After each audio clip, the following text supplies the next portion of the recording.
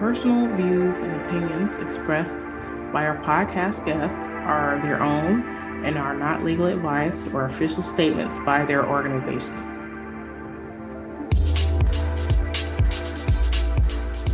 Hello, my name is Debbie Reynolds. They call me the Data Diva.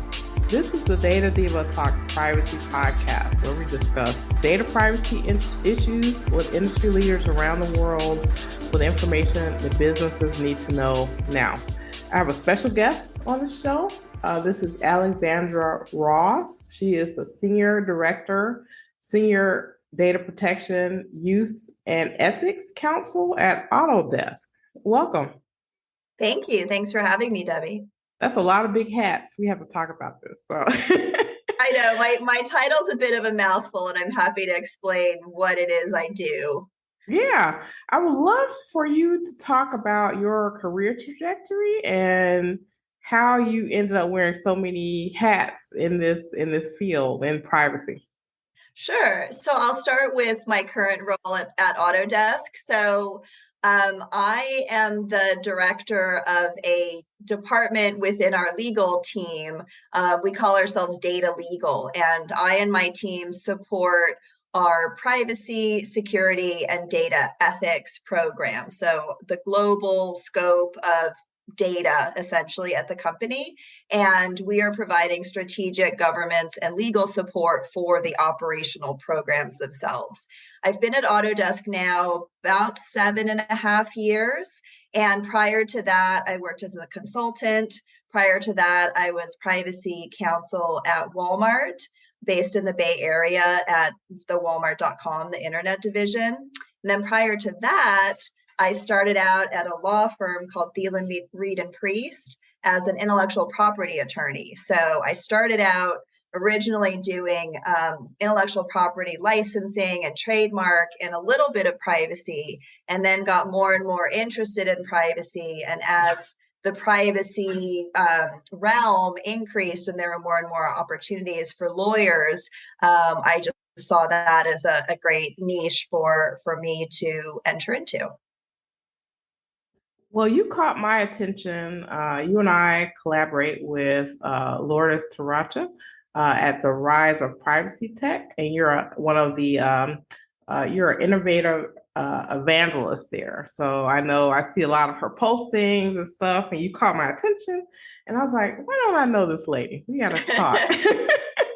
Well, I appreciate you reaching out, Debbie. I really enjoy your podcast and all that you do. And let me tell you a little bit about the Rise of Privacy Tech, because I think it's a really interesting project that Lourdes has undertaken. What she's trying to do and what this group is trying to do is put some more attention onto the privacy tech ecosystem. So vendors, tools, solutions that are helping companies manage compliance, find value out of the data they collect, and find ways to bring experts in the field, the companies themselves, the startups that are looking for funding or for advice on how to sort of get started, as well as the investors themselves. So there are sort of 3 tracks or 3 ways to get involved in the Rise of Privacy Tech. I've been involved now for about 1.5 years, working with startups in advisory roles and working with Lourdes and some of her colleagues on putting together white papers and other materials to help people in the privacy world, people like us that are privacy professionals, whether they're attorneys or advocates or academics, learn a little bit more about what is on offer from a privacy vendor perspective.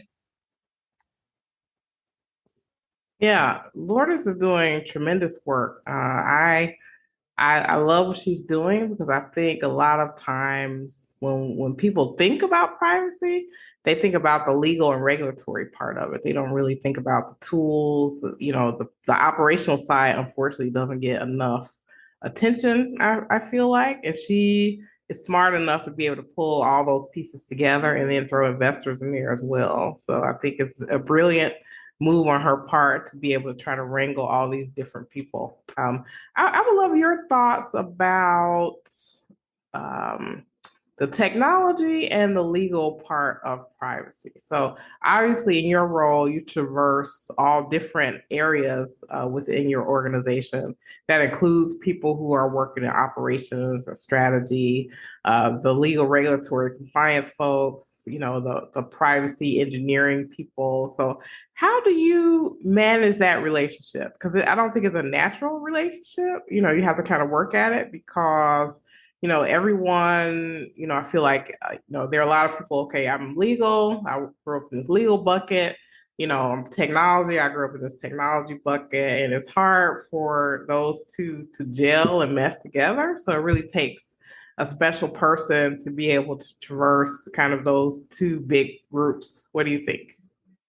It's a great question, and I think it's what I find interesting about being in-house counsel, being within an organization and supporting the operations functions. I think the legal analysis, tracking the regulations, doing the legal analysis and counsel part is one part of my job. But as you've pointed out, a lot of the work is interfacing with different operations teams that are actually running the program. So I support a wide range of programs. I work with our security team and our CISO on things that are related to protecting the data that we are stewards for our customers and our employees. So incident response, threat and response programs, all the things that are strategic in terms of the security program. And what I found in particular with the security and privacy operations folks is they have a desire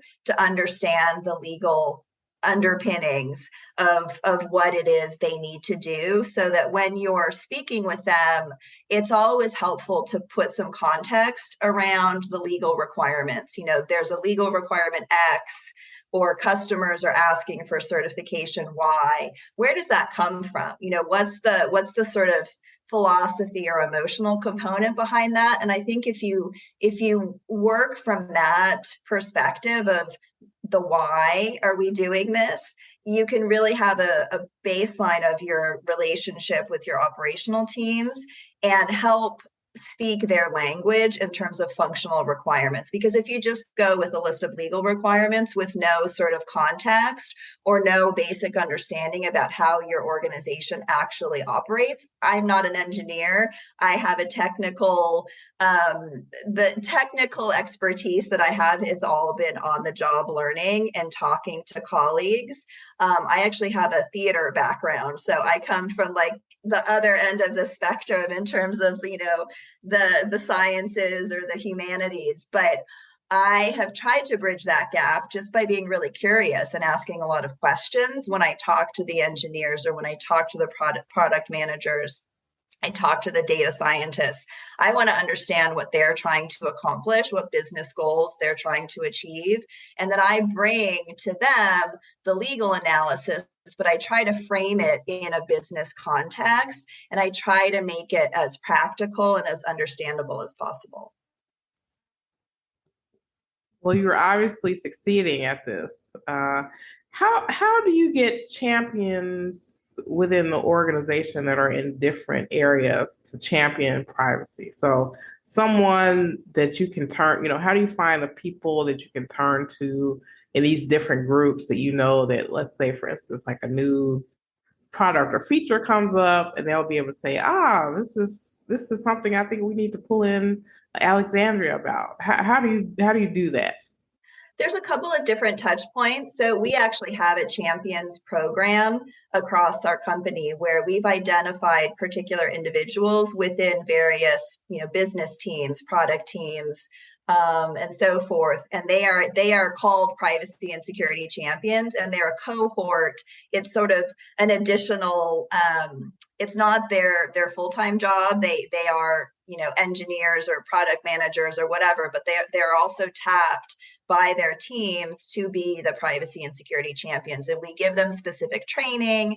They have meetings, and they are responsible for helping us complete privacy impact assessments or meet particular controls and requirements that we've established as part of our program.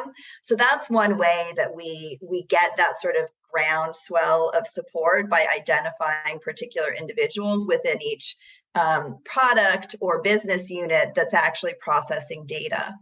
The other way that we try to find some touch points is with our legal colleagues. So the team that I manage, we are the subject matter experts in privacy, security, data use, compliance, but we interface on a daily basis with employment attorneys, with marketing attorneys, with product attorneys, with compliance attorneys, with litigation attorneys.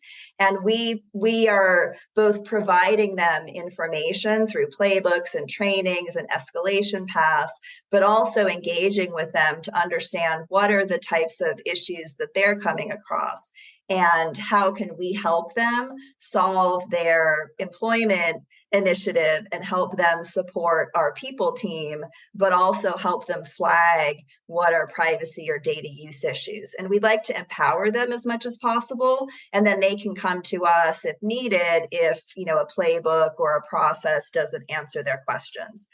And then finally, we have a lot of executive support. So there's governance committees that I sit on, and our general counsel and our C staff are very invested in privacy and security compliance. And we, like other companies, have branded that as trust. So we have organizations within the company and departments within the company that are invested in trust.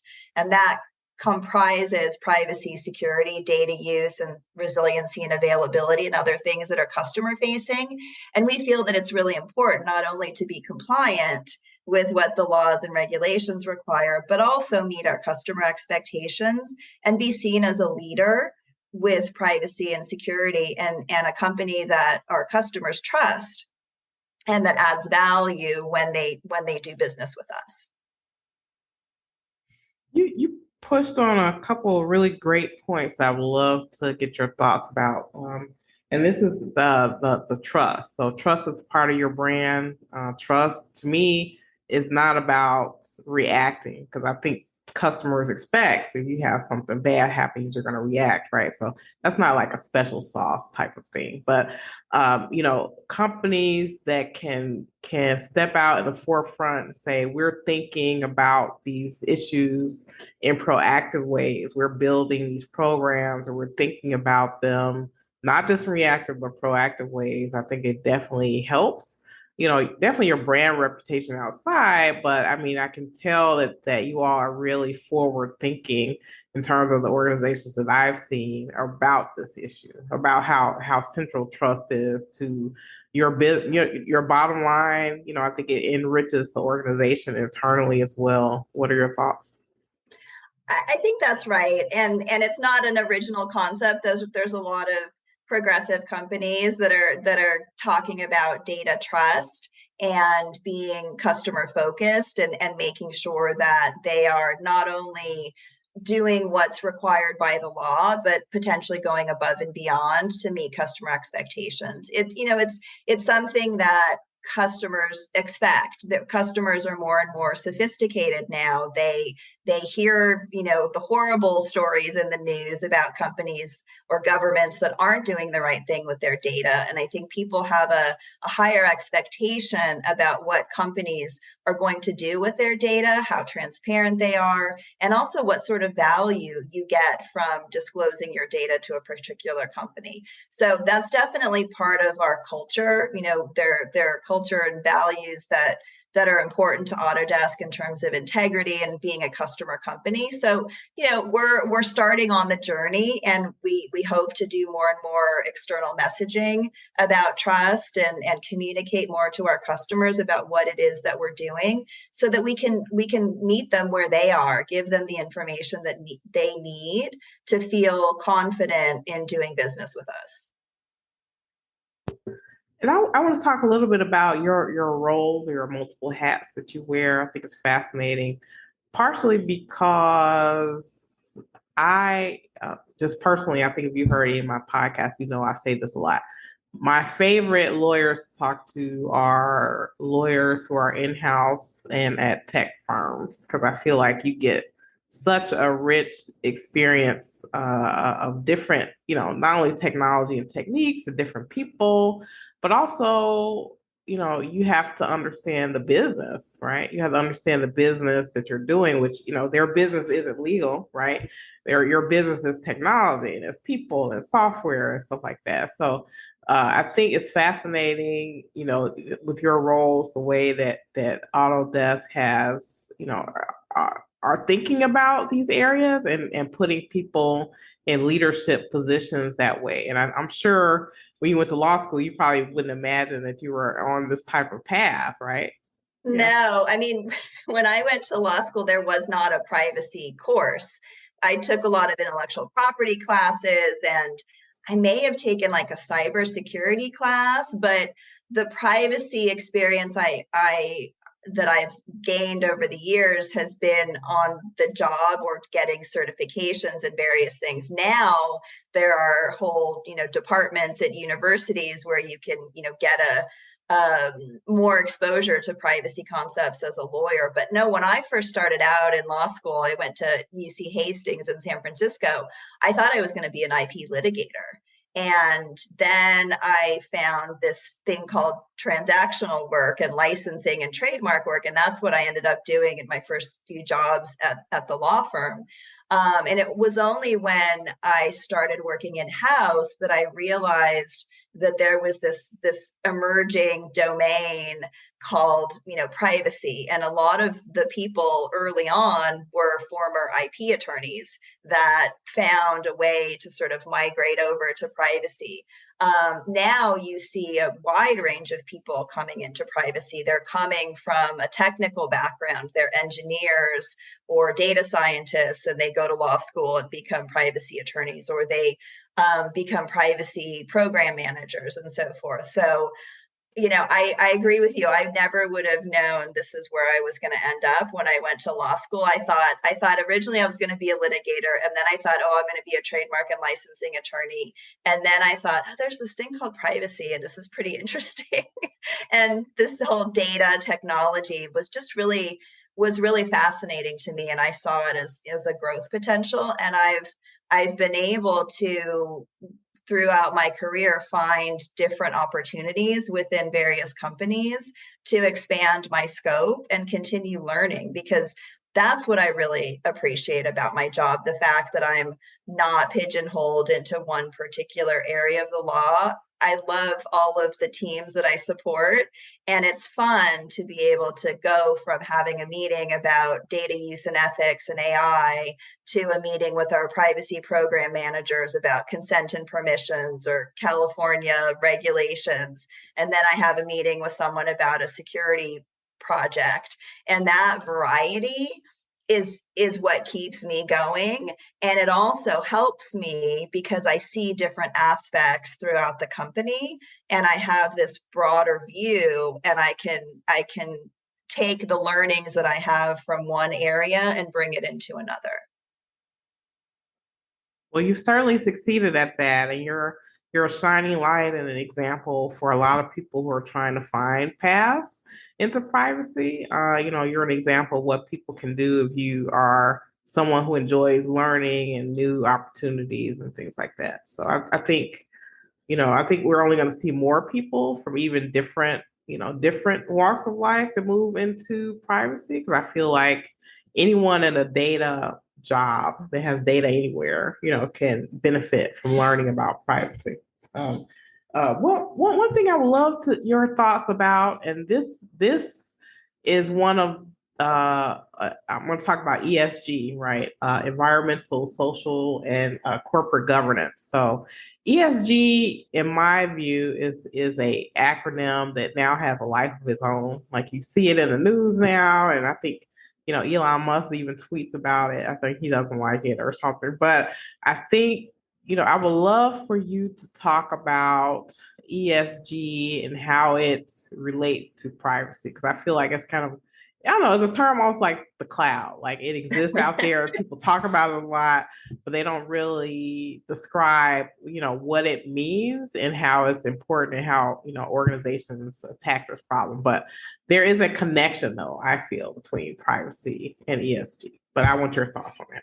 Yeah, sure. So ESG stands for environmental social governance, as you said, and it's a concept that's been around, for several years, and it stems, I think, from two different places. One is compliance and reporting obligations for public companies to say this is what we're doing in these particular areas, especially around corporate governance or in your financial disclosures.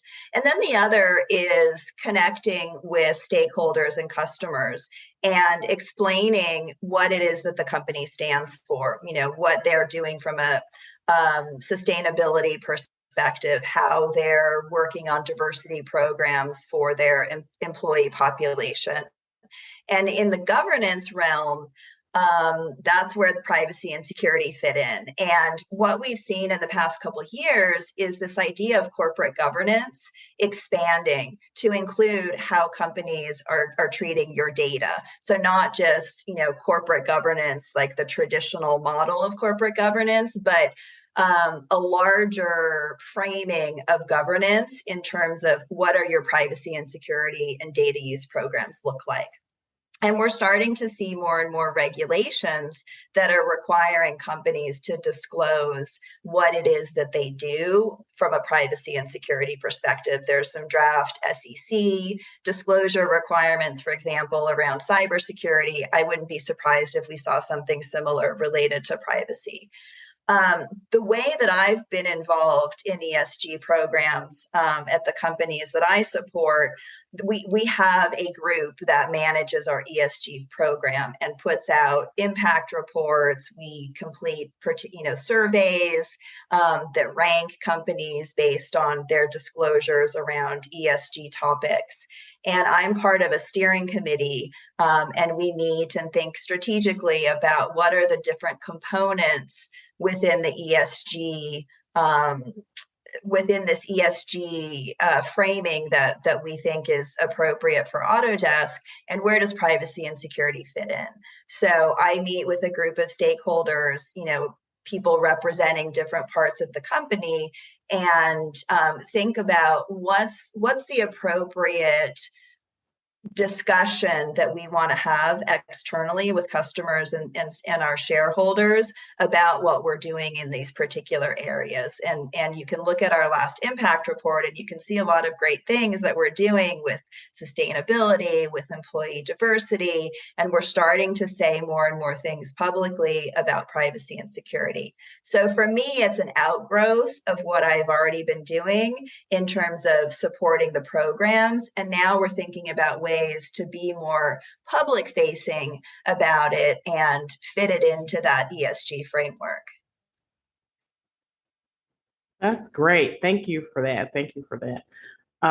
What is happening in the world right now in privacy that's concerning you most? So, yeah. Well, I'd say two things. And, there are things that I'm just tracking as a privacy professional because they impact the work that I do at Autodesk and the teams that I support. So one of them is federal privacy law and whether we will actually get US federal privacy law this year and what's going to happen with preemption and private right of action. I think there are a lot of different opinions out there about whether this is the one that's going to happen. I think the fact that Senator Cantwell isn't supportive of this latest proposal doesn't bode well. I'd say as a privacy practitioner, and talking to my peers at other companies, companies want to do the right thing. We want to be compliant with laws. And it's very, very challenging when there are multiple laws in multiple jurisdictions that are not consistent and are not interoperable. So I would say the more consistency we can find, in my personal opinion, this is not an Autodesk opinion necessarily, but I support a federal privacy law. But I think there needs to be a way that the federal privacy law is what companies are working towards, rather than having to also deal with all the complexities of state law. So I would prefer to see federal preemption, rather than, having a federal privacy law and the handful of state laws, because I just think that makes the compliance burden on companies. And ultimately, I don't think that's beneficial to individuals and customers of those companies. So tracking the legislation, in the US, and then also what's happening in Europe. So a lot of the digital regulatory schemes that are coming out, the Data Governance Act, the Data Act, the AI Act, the Digital Markets Act, the Digital Services Act. I mean, there's a whole range of regulatory proposals, some of which have been enacted and some of which are still being debated. I'm tracking those very closely. Luckily, we have a wonderful government affairs and public policy team at Autodesk that I rely heavily on, that's tracking these as well. So how are those European regulations going to impact global companies like Autodesk? Where are the things that we need to be looking out for, and how is that going to impact the compliance programs that we already have in place? Yeah, that is, I guess I support, I think we should have some type of federal privacy legislation. I just think we're in a tangle right now about preemption. Yeah, So yeah, the tank is complicated. It's complicated because for a number of reasons. One is, in my view, because this law is being proposed as a consumer law, and like human laws are broader than that. So you can't, so states, if they pass human laws, the federal government couldn't preempt those. So I think it would be, I think it's complicated because I think if, for example, let's say we had a federal law that came out before the CCPA came out, we probably wouldn't even be talking about preemption right now. But that's because so right. many states pass laws and they're like, hey, we have these rights and we don't want to curtail the rights that people have already been enjoying for all these years. And then say we have a federal law, then what if the federal law never gets updated? And then the states are going to go, I think it's going to prompt states to want to pass different laws that aren't covered by the FTC. I think people don't realize the FTC doesn't cover all types of industry. So there are definitely some gaps that I think that unfortunately some states, it will embolden them to pass these other types of laws, which will make us worse. It become Yeah, even more complex.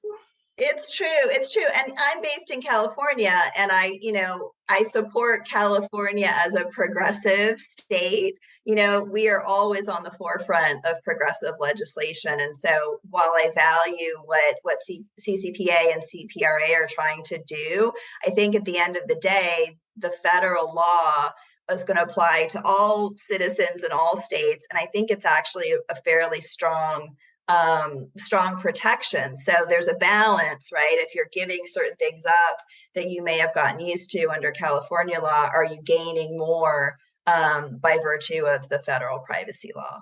Yeah. We'll see. We'll see how it all gets sorted out, right? In Washington. See Yeah, what happens. it's yeah, we'll see. We'll see. I'm not gonna hold my breath on this one, because it is such a complex thing and it's hard to do on such short notice in my view. So I think, I don't know. I feel like these things you almost have to do in layers over time. So it's hard to do a big, huge omnibus thing.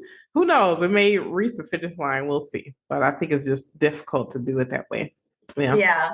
One other thing that I'll mention that has nothing to do with legislation, but more has to do with people is, and we touched on this a little bit just in terms of, our paths to the privacy field, is getting more and more people interested in privacy and finding opportunities for a diverse range of people to get into privacy and security. And how do we find ways to get more classes in colleges and universities? How do we expand the way that we're recruiting and find more, diverse candidates, women, people of color? I feel really strongly about that, and I try to, reach out to people. People contact me through various social media and want to talk about my journey and give them personal advice. So there are ways that I'm trying to find to give back to the younger generation, or those people who are interested in getting into privacy, because we need people, right? We need people that are going to be privacy professionals, that are going to be security engineers, that are going to be privacy attorneys, because there's a lot of problems to solve, and we need more people that are interested and well educated and ready to come to work. Yeah. It's a huge problem. I think it's only getting broader as we go forward. I think, there needs to be more education about what's private and what's not. Because I think a lot of um the slow pace of privacy, either regulation or even having individuals be really passionate about privacy, to me, especially in the US, has come because I think people thought they had more rights than they have.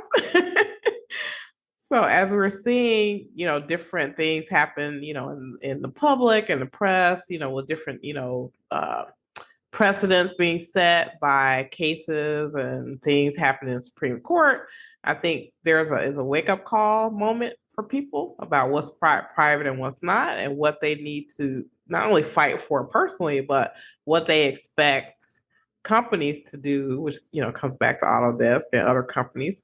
What are people asking for now that they probably weren't asking for before? What good questions are coming up with them now that maybe they hadn't thought about before. Yeah, I think that's right. I think there's definitely an opportunity for data literacy or privacy literacy or whatever you call it, just to make sure that we all, as citizens of the world, understand what our rights are and what some of the risks are, and how to engage with companies. What are the things that you should be looking out for when you're reading terms of service and all those things. And I agree with you. I think some of what's happened in the United States with the Supreme Court has really driven home how personal information and our sort of bodily autonomy and privacy are very important, and what could be taken away if we're not sort of being mindful. What bit of advice that you can give someone listening to this who is, maybe they're in a different, maybe they're legal, maybe they're technical, and they want to wear a privacy hat. They're thinking about how to get involved in privacy. What is maybe one bit of advice you can give someone just starting out exploring privacy as a career choice?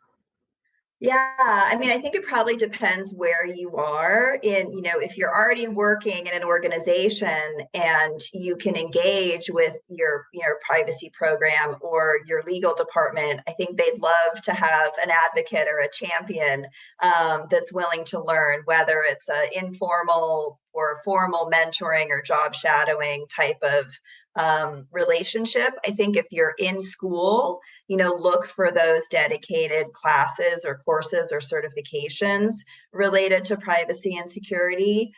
There's a lot of internships that are available with privacy advocacy groups and think tanks, where you can get a job right out of school and have something on your resume that's going to be attractive to companies that are hiring either privacy attorneys or privacy professionals. So that's more than one recommendation, but those are a couple of things I would suggest to people that are interested in privacy. Is talk to people who are in the field and find ways that you can add value. Yeah. I would also, I guess I'll throw two more in there. So one is reading, figuring out Yeah. what's happening in the world around privacy, and adding that to your as a feather in your cap. Because I think if you're someone who can keep up with the happenings or even anticipate, oh my God, a new iPhone came out with this feature. Oh, this is going to be a privacy concern. So you could be a go-to person in that regard.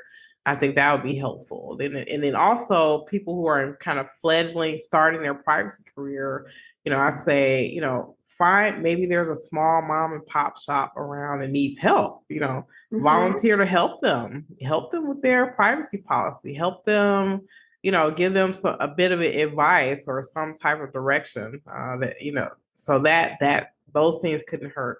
Yeah. Yeah, and you prompted me to think of one other. I have friends who have volunteered at organizations or with their school districts to review privacy issues that are impacting their families or their children. They may or may not be privacy specialists by training, but they get wind of something that's happening, and they maybe are concerned or want to help put something in place that's going to benefit that community, but also be mindful of privacy and security. That's a good one. I know a lot of people who are parents that maybe they get a notice from school, they're like really upset about it, and then that spurs them to get more involved with what's happening with their children's data for Mm-hmm, sure. mm-hmm. So if we what's the word I'm looking for? If we think about companies, I don't know. I think in my view, a lot of times, especially when you bring in security, some companies think about like cybersecurity in reactive ways. And we know that, privacy and cybersecurity aren't the same, but they have a symbiotic relationship. But I think companies need to be thinking proactively around privacy. It really isn't something that, oh, we did this bad thing and then we can fix it. Sometimes you can't fix a privacy problem that you created because, that goes to someone's human right? So, how do you, in corporations where sometimes companies are like, well, if I don't see an immediate problem, maybe I don't want to invest in the time or the talent or skills to think about privacy, because we don't have like an immediate issue coming up. What are your thoughts about that?